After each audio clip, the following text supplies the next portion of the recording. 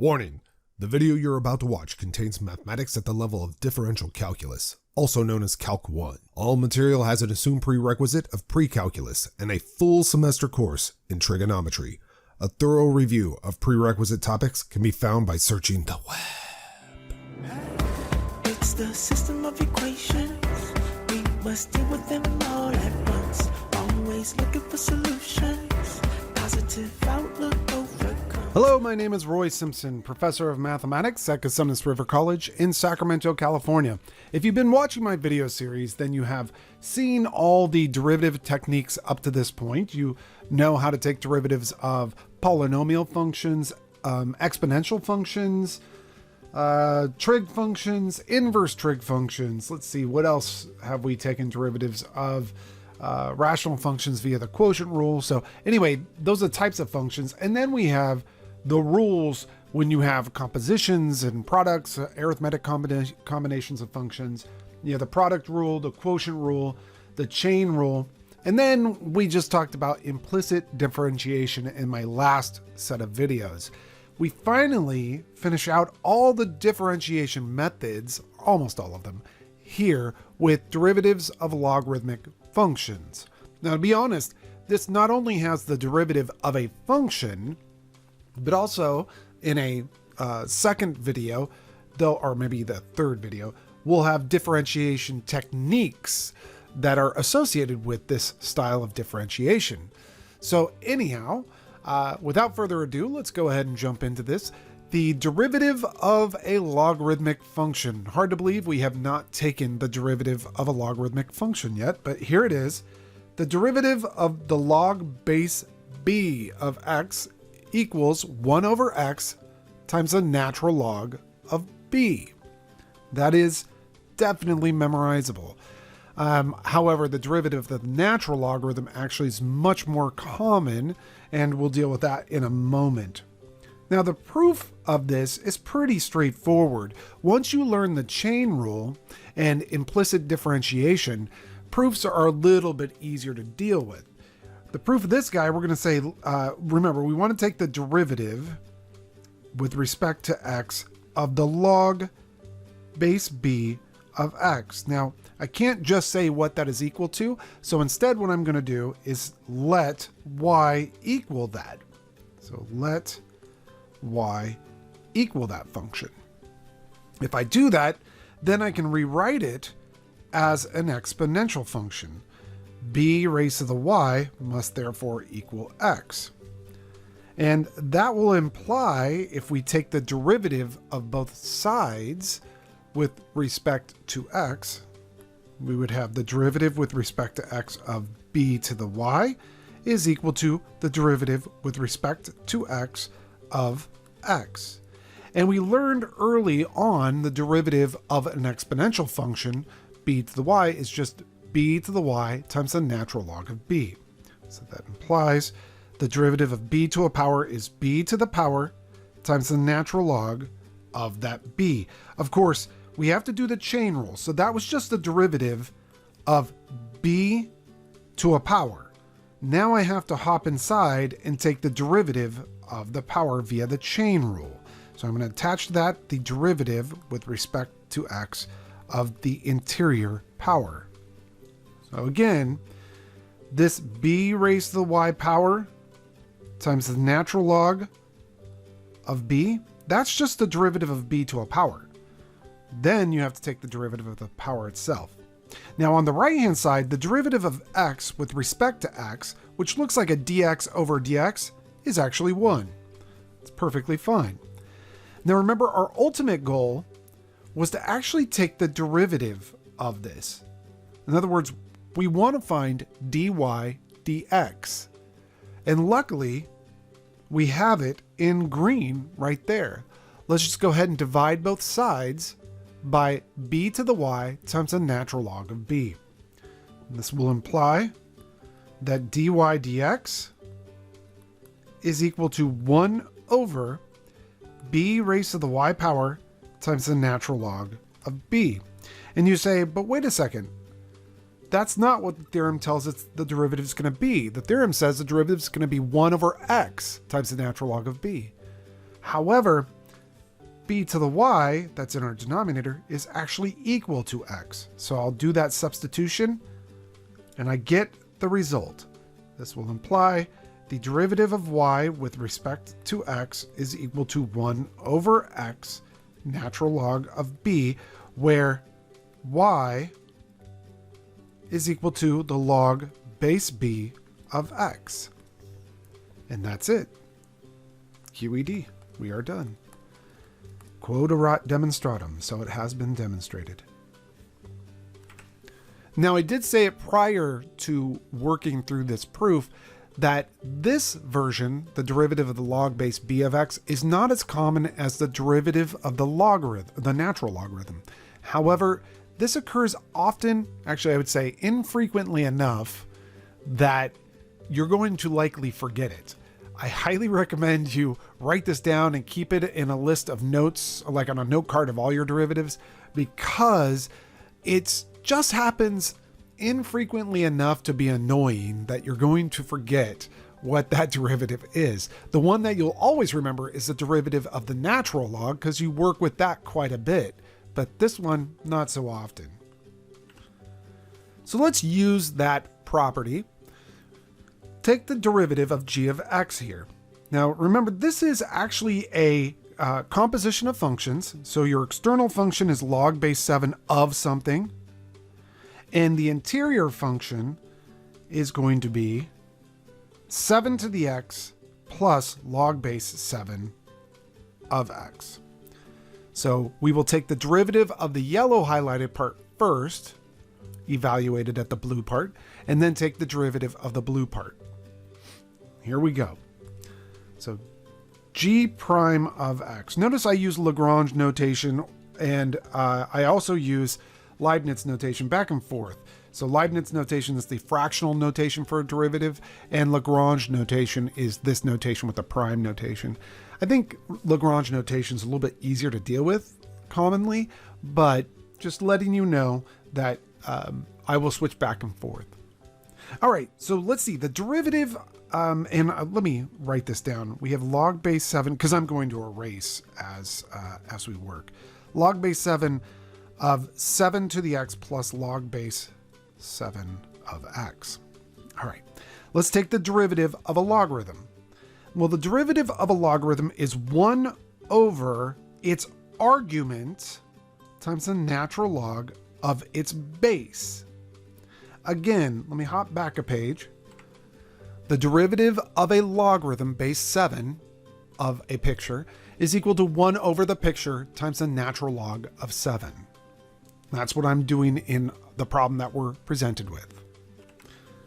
So we have the derivative of the log base 7 of stuff is equal to 1 over that stuff. Let me go ahead and write that stuff in there. 7 to the x plus log base 7 of x. And then that is times or multiplying the natural log of that base of that logarithm. So natural log of 7. So that is done. We're done taking the derivative of the external part. Now we have to hop inside and take the derivative of this part. And we attach that derivative with a link called multiplication. The derivative of 7 to the x is 7 to the x natural log of 7. Very easy derivative to forget as well, actually. So I'm done with that. Plus the derivative of log base 7 of x is 1 over that argument times the natural log of 7. And now you can see I have nothing left to differentiate. We are completely done. It's a natural question that people ask, should I simplify this statement? This is likely not simplifiable. However, you could, I suppose, combine these into a single fraction by finding a common denominator between these two, and then putting that denominator eventually into this fraction. So I'll just showcase an alternative form of this, but to be very honest with you, what I've written right here in the black ink is perfectly fine, generally speaking. So let's see what the single fraction version of this looks like. It's going to be, let's see, I'm just looking at this, 7 to the x times x natural log squared of 7 plus 1 all over natural log of 7 times the quantity 7 to the x plus log base 7 of x times x times another natural log of 7. So it's not really any cleaner. In fact, I would stick with that black ink, to be very honest with you. There's not much that you can gain from doing this. Some people will ask, can I split that apart? All this other stuff. Technically, you can break it into 2 fractions if you want to, into between the numerator there, and things will cancel, but then you're dealing with 2 fractions, and we often prefer 1 fraction in mathematics.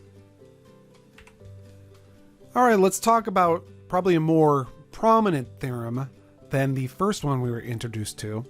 This is the derivative of the natural logarithm, and you'll notice a very unique difference between the first theorem and this theorem. And actually, both theorems have this property. However, this is the one you normally see it with. The derivative with respect to x of the natural log of the absolute value of x is equal to 1 over x. Now, let me just tell you, if somebody hands you the derivative with respect to x of the natural log of x, that is also equal to 1 over x. So don't be fooled into thinking it has to be an absolute value here. It's just that if it is an absolute value, it turns into a 1 over x as well. If they hand you this derivative, it is implied that x is positive because you're taking the natural log of it. If they hand you this derivative here, it is implied that x is non-zero, but it can be negative or positive because the absolute value will force it to be positive, and you can take the natural log of a positive number. All right. By the way, this form is going to be very important at the end of this course and in Calculus 2. So it is important to know this. A lot of people will forget about that absolute value. The whole point of Calculus 2 is to do the opposite of what we've been doing all along here. We've been taking derivatives. In Calc 2, you start at this endpoint and say, hey, what did I get the derivative of to get there? And you have to know that you didn't take the derivative of the natural log, you took the derivative of the natural log of the absolute value of x. So that's a critical distinction needed to be made. All right, so the proof of this is just a 2-parter. We're going to go ahead and mention the previous theorem. So we have that written down. Now what we're going to do is trade out the base b for base e. Well, since log base e of x is natural log of x, the derivative of natural log of x is 1 over x natural log of e. I'm just stealing the same definition, but we just know the base of a natural log is e. And by the way, the natural log of e is 1. So this becomes 1 over x. Now that is true if x is positive. So note, it is implied in this case, because we're taking the derivative of just a straight old x, that x must be positive. Well, now let's consider if we're taking, or maybe you shouldn't say if, I'll say consider. Consider the derivative with respect to x of the natural log of absolute value of x. Well, if x is already positive, then we didn't need the absolute values, and this is the derivative with respect to x of the natural log of regular old x, which we've just said is 1 over x. Check, done. That's if x is positive. We have the derivative of the natural log being 1 over x.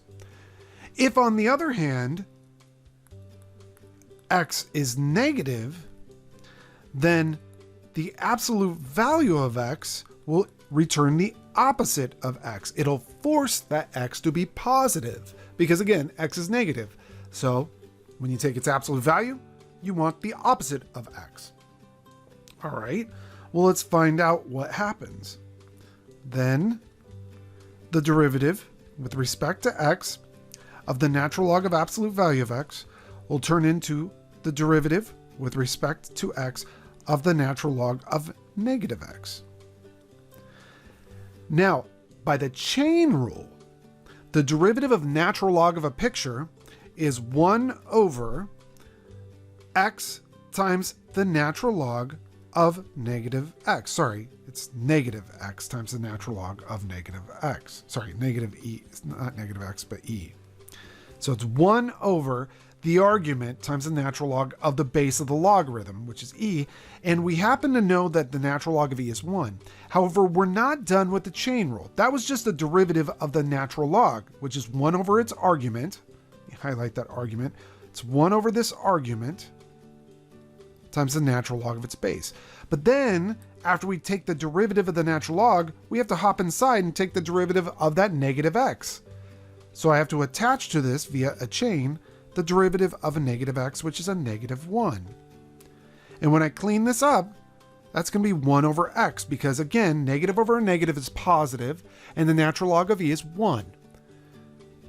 And notice, if x was positive, the derivative's 1 over x. Oops, I missed on that. And if x was negative, the derivative is still 1 over x. Thus, the derivative of the absolute value is the natural log of the absolute value is always 1 over x. QED. As long as x is non-zero. Now, once you have those two things out of the way, the rest of it's kind of easy going. It's just derivatives. It's just like when you learn the derivative of a polynomial. From that point forward, it's just kind of plug and chug. I want to bring up some very important things to pay attention to. If you are just lazily going through calculus and not thinking about what you're doing, you can make your life very miserable. So if you're like that and somebody says differentiate this function, you would say, oh yeah, y prime is equal to the derivative of the natural log is 1 over its argument, x plus 1, sorry, to the 5th, times the natural log of its argument, or natural log of its base, but that's just 1. And then by the chain rule, you would take the derivative of its argument. And so you'd say, okay, well, times 5 times x plus 1 to the 4th, and then you'd hop inside and take the derivative of x plus 1, which is 1. And so you get down to the derivative equaling 5 over x plus 1 when everything's said and done and simplified. However, had you done your algebra before you did your calculus, you would have first worked on this function and used a property of logarithms, which allows you to grab that exponent and pull it out in front of the logarithm. And you would have had 5 natural log of x plus 1. And now the derivative is just 5 times 1 over x plus 1, and you're done. Remember, the derivative of a natural log is 1 over its argument. So 1 over x plus 1. That was all it was. So this is a really nice example of algebra before calculus. Take care of that pre-work. So for our next example, we're given a piecewise defined function and we're asked to graph it and then compute its derivative. Now, piecewise defined functions, their derivatives are also piecewise defined functions, and you would go ahead and take those derivatives separately. So this would still, like f prime, would still be a two-piece function. And I just snuck this in here because I want to make sure that you know what the logarithmic graphs look like. Logarithms have vertical asymptotes at x equals 0. So let me just draw in the vertical asymptote at x equals 0 here. I'll even label it x equals 0. Otherwise, generally speaking, they go through 1, 0, and in this case, E1. However, the first function's lifted up 2 units. So instead of going through 1, 0 and E1, it's going to go through 1, 2 and E, 3. because again, all the y values have been lifted up 2 units. I missed that dot. That's okay. I can fix that by making the dots bigger. There we go. So that is the natural log of x plus 2. That's on the right-hand side of the vertical asymptote. On the left-hand side of the vertical asymptote, we're going to have the natural log of negative x minus 1. Just to remind you, the natural log of regular old x looks like this. It's going through 1, 0, and e, comma 1. If I take the look at that, but with a negative as its argument, it will flip it around the y-axis. And so it will make it look like this. Negative 1, 0, and negative e, comma 1. And then we just have to subtract 1 from all the values. So, excuse me, I'll go ahead and plot them here. Negative 1, comma, negative 1, and negative e, comma 0. Again, we're losing 1 from the y values on this picture. And so this side will look like here, something like that. There we go. Close enough. And truthfully, that's the only reason why I sneaked that in there as far as for an example, is I just want to make sure students know what the natural log graph looks like. It's critically important that you have a strong familiarity with that. All right, let's go ahead and compute the derivative of this. It's not going to be any brain surgery here. It's just remembering the derivative of the natural log. The derivative of the natural log of x is 1 over x. Derivative of that 2 is 0. So we have 1 over x here, if x is greater than 0. And then the derivative of the natural log of negative x is 1 over negative x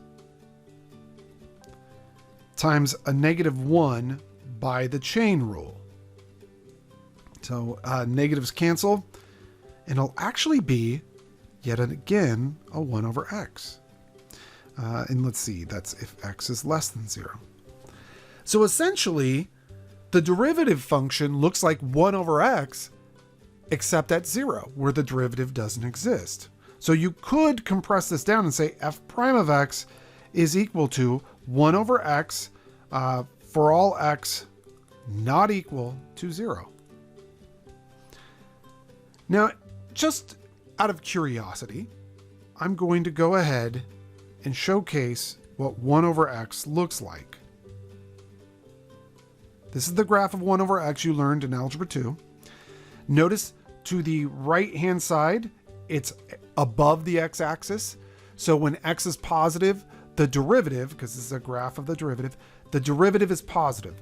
That is, when x is positive, your function must be increasing. Well, there it is, increasing right there. On the other hand, when you're on the left-hand side of the y-axis, f prime here is negative. It's below the x-axis, which means that your derivative is negative, which means your function should be decreasing. Going up here, you see our function is decreasing from left to right as we approach the y-axis. So that sure does look like it could represent the derivative, and it actually does. All right, for this next example, we're going to look at a second derivative, a first and second derivative, involving not implicit differentiation, but actually differentiation of logarithms. And if my voice has changed slightly, it's because it's a different day, and I had this video up and one of my students caught a mistake that I made. So that's awesome. That is actually a good thing. It's good to pay attention to what I'm doing. I was recording this probably after a ton of videos, so that's good to catch a mistake. I'm totally happy with that. All right, so let's go ahead and take this derivative. So I'm going to notice here that it is a product rule. I'm going to rewrite this here so that I can do my erasing technique.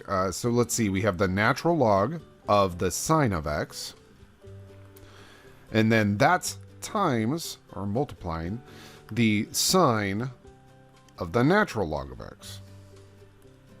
And taking the first derivative, y prime, you would take the derivative This is a product rule. So the derivative of the natural log is 1 over its argument. So 1 over the sign there. Actually, let me write that in green so that we keep the same color scheme. 1 over its argument times the derivative of its argument, which would be a cosine of x. And then that's the derivative of the green, and then we'll multiply that by the blue. So times the sine of the natural log of x. Again, that's a derivative of the first times the second. And now we're going to add to that the first times the derivative of the second. The first being the natural log of sine of x. And then the derivative of the second being the derivative of the sine, which is the cosine of its argument. And then times the derivative of its argument, which is a 1 over x. We're going to spend a little bit of time cleaning this up because if you know you're taking another derivative, having things cleaned up can be incredibly helpful. So let's go ahead and do this. I'll use black ink this time. Maybe I won't, actually. I'm going to continue to use different colored inks here. So cosine over sine is the cotangent of x. That sine of the natural log of x, there's not much you can do with that, so I'm just going to leave that there. And then maybe I'll use a different color here. Plus, actually, there's not much I can use for a different color here. So I'm just going to go ahead and use black ink for this one. This is the natural log of the sine of x, and then times the cosine of x, cosine of the natural log of x, sorry, all over x. So when we take this derivative, so that's the end of the first derivative. When we go for the second derivative, we will have a first term that involves a product rule, and then a second, and by the way, that product rule will have a chain rule within it. And then the second term, right here, is a quotient rule with a product rule in the numerator that each of those factors of the product rule will have a chain rule. And so that's going to be a bit of a mess. And that's actually where my mistake occurred in the previous video. So let's go ahead and do this. Y double prime. The derivative, let's just take care of this first group. Let me highlight it so that I can showcase that we are taking care of that one specifically. So we're going to attack this guy right here. The derivative of the first, the derivative of that cotangent of x, is going to be a negative cosecant squared. So I'll write that, negative cosecant squared of x. So that's the derivative of the first times the second, which is the sine of the natural log of x, plus the first, which is the cotangent of x, times the derivative of that second factor. Derivative of the second factor, let's see, the second factor is actually the sine. So the derivative of the sine is the cosine of its argument, and then times the derivative of its argument. Derivative of natural log is 1 over its argument. There you go. So that is the full derivative of that first term. Now we go to the second term. The second term is honestly a very dangerous bit of a mess. So I am going to go ahead and recolor code all this stuff so that we can really see what's going on, because this is where the mistake happened. All right, there we go. Now let's go ahead and take the derivative. So let's see, we're adding to this the derivative of this term up here. And so let's see the derivative, which I think I just erased a parenthesis. I didn't mean to erase. The derivative of that quotient. So the quotient rule is going to be the derivative of the first, well, maybe we should actually write just a big old fraction bar, because we know that the quotient rule ends with the denominator squared. So I'm going to write a big old fraction bar and I'll have this denominator squared. Notice how large that fraction bar is? It's because that numerator is an absolute mess. So derivative of the first times the second plus the first times the derivative of the second. That's actually where the mistake occurred. So this, let me highlight it. This entire numerator right there, I'm going to call top. And the denominator I'll call the bottom. And we happen to know that the derivative of a quotient is top prime bottom minus top bottom prime over bottom squared.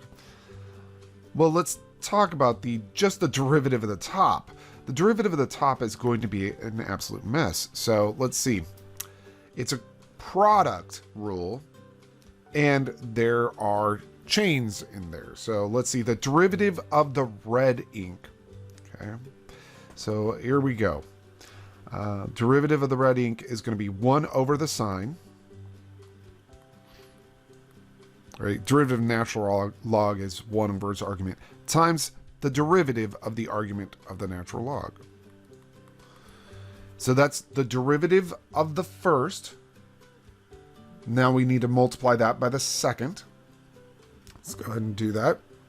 Times the cosine of the natural log of x. I'll keep that in green. Oops, cosine of the natural log of x. There we go. Now, that we are not done with the derivative of the top, because that top is a product rule, and we've just taken first prime times second, basically f prime times g. Now we have to add to that the first times the derivative of the second. So the first being the natural log of sine of x, and then times the derivative of that cosine of the natural log of x. Now we know the derivative of the cosine is going to be the negative, so let me change the sign there, a negative sine of its argument times the derivative of the argument. Derivative of the natural log is 1 over x. Now that statement, all of that I have in bracket right there, is just the derivative of the top. It is literally just that piece right there. Now we'll multiply that by the denominator and then subtract via the quotient rule the top, which there's no derivative necessary, so we can just copy that natural log of sine of x. That's what I'm going to do. Natural log of sine of x times the cosine of the natural log of x. Let me get my green ink. Cosine of the natural log of x. And then times the derivative. So this is what we've written so far is just the top. The derivative of the denominator is just 1. So there's not much we have to worry about that. There. And then we go ahead and see, gosh, I just don't see this cleaning up too much, but we'll go ahead and see if this will clean up at all. Going through here, I would not combine terms in this case. There's just way too much ugliness going on. So this is a great example of a problem where you would not be expected to simplify in the end, other than just really easy things. Like in this case, you could have actually left this term the way it was, but I'm going to go ahead and write it as cotangent of x cosine of natural log of x over x plus.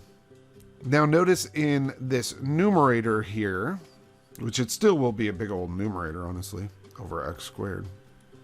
But in the numerator, this x will distribute to each of these two terms. And so we'll have x cotangent of x times the cosine of the natural log of x. Lots of bookkeeping on this. Oh, and that's a multiplication. So never mind. I thought those were two terms, but it's a single term. This is a multiplication right there. And actually, that shouldn't be. That's a subtraction, right? My subtraction just looked really small. Sorry about that. Yeah, that's absolutely correct. That was a subtraction. So that should be an x. And then minus. And when this x distributes to the second term, this term right here, the x will cancel with the 1 over x. And so you'll just have this beautiful natural log of sine of x times the sine of the natural log of x. And then minus, minus natural, I was just seeing if things would cancel, but they don't. Minus natural log of sine of x, cosine of natural log of x. And honestly, there's really not much else you could do here. Things do not combine. Let me just see. Oh, actually, things could combine. Yeah, I mean, I'm not asking you to combine, but you technically could multiply numerator and denominator of this by x squared. If you did that, you'd have, or not by x squared, but by x. If you did that, you'd have x and an x squared here. Notice the same denominator, and notice also that this term is the same as this term, so they'll add up and you have two of those terms. I'm not 100% sure that I would force somebody to do that. That would be just a lot of extra little handiwork. And I just did the work off the, by pausing the video and just doing it. But honestly, I think that most people would be just happy that you got to the very first line of this, because it is a bit of a mess. But that's a good question to kind of really challenge you to follow your logic all the way through a problem. It is a bit of a tough problem. Well, it's nice to run into good old friends, right? And here's the equation of the tangent line friend. So they give us another function, natural log of the natural log of x, and they're asking us to find the equation of the tangent line at x equals e. So let's go ahead and do that. Remember, tangent lines have two things you need, slopes and points. Luckily, we're given the point e comma 0, and the slope is just going to be the derivative evaluated at e. So let's go ahead and take the derivative. Should be fairly quick here. The derivative of, in fact, maybe I should just rewrite this so that I can erase as I move along. We had the natural log of the natural log of x. So the derivative of this external piece gives me 1 over its argument. And now that we've taken the derivative of that external piece, I'll hop inside and take the derivative of that. Derivative of natural log of x is 1 over x. It's actually pretty quick. Not much I have to say about that. And now we're going to evaluate that at e. And that would be 1 over the natural log of e, which is 1, times 1 over e. So the derivative is just 1 over e. So now I know the slope. I have a point, and I can say, oh, that means that y minus 0 is equal to the slope times x minus the x value of the point. And so this tells me that the equation of the tangent line at e comma 0 is 1 over ex minus 1. That was actually kind of lighter weight than I meant it to be. Sorry about that.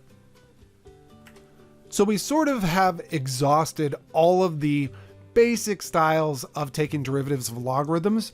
And so in the next video, we're going to hop into taking this idea of a derivative of a logarithm and extending it to derivatives that don't involve logarithms. It is a very neat differentiation technique, and the last one you're going to learn.